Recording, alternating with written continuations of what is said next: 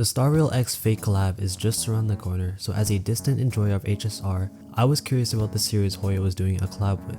I wasn't too sure if I was going to be interested until my best friend told me about Saber. There's no way the reason I start is because of a British girl. Yeah, okay, I'm in.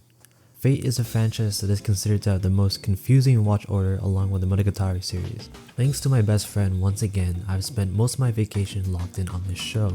The Fate series, specifically Fate Stay Night, is originally adapted from the Type Moon visual novels, which is primarily focused on Saber's perspective with her master. Fate Stay Night contains two alternate routes, Unlimited Blade Works and Heaven's Field. The original Stay Night, adapted in 2006, begins with a boy named Shiro. Shiro is the lone survivor of the previous Holy Grail War, which led to his village engulfed in flames. In the eyes of Shiro, everything felt like blur, so much that he continued to wander, ignoring the cries of the dying villagers. Shiro eventually collapses, wondering if this is the end, his fated demise, until the living, breathing Aura Daddy, Kiritsugu, takes Shiro as his own. Kiritsugu raises Shiro and even teaches him a few basic spells just to help him gain a general understanding of what he might sign up for in the future. Not gonna lie, I don't understand how I was able to swiftly pass 24 episodes of Shiro yelling "Saber!" when I'm struggling to get past episode 12 in Fate Zero. How does that even work? Shiro, who still is wandering the school at night, notices sparks flying past the fence. He sees two tall figures, red and blue, who are going toe to toe with each other. The blue figure notices Shiro and begins to go after him. The boy, in confusion, anxiously looks for a place to rest within the school. Whoa, editor, please censor that. Almost gave me a heart attack, jeez. The mysterious blue guy pierces Shiro directly in the chest, killing him effortlessly. Surprisingly, the show didn't end there. Rin revives Shiro, and now, thanks to her, I have loads of content to enjoy.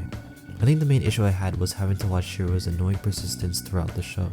His resilience and perseverance are admirable, don't get me wrong, but it was probably his stubbornness and lack of reasoning that made it hard to watch. During my first watch, I struggled to keep going due to how stupid the MC felt, and for sure I wasn't the only one. But just like any other shonen, these characteristics kept him alive. Shiro is someone who sticks with his morals despite everything going on around him. Maybe my standards were too high for an anime in 2006, but to my understanding, someone like Shiro didn't have as much depth as his father Kiritsugu. Now that I realize it, that isn't necessarily a bad thing. Someone has to take the role of the musclehead Databrio protagonist, right? Shiro receives a mark after accidentally summoning Saber in his shed. Servants are made up of 7 classes: Saber, Archer, Lancer, Rider, Caster, Assassin, Berserker. They are typically made up of historical figures who have done incredible feats in the past. Shiro's servant is Saber, who is indeed King Arthur. I know, right? King Arthur is a cute girl, what the fuck. So now that you have a general understanding of Saber, did you know that in order for the VN to go up in sales, there were panels of hentai? Yeah, you've heard that right. Of course, a curious being that I am, I didn't know what I was going to be getting myself into. So I looked it up. I can't lie, I could smell the sweet scent of gooners from afar. A Noble Phantasm is a servant's most powerful attack. It's essentially their trump card that they use during the climax of a fight.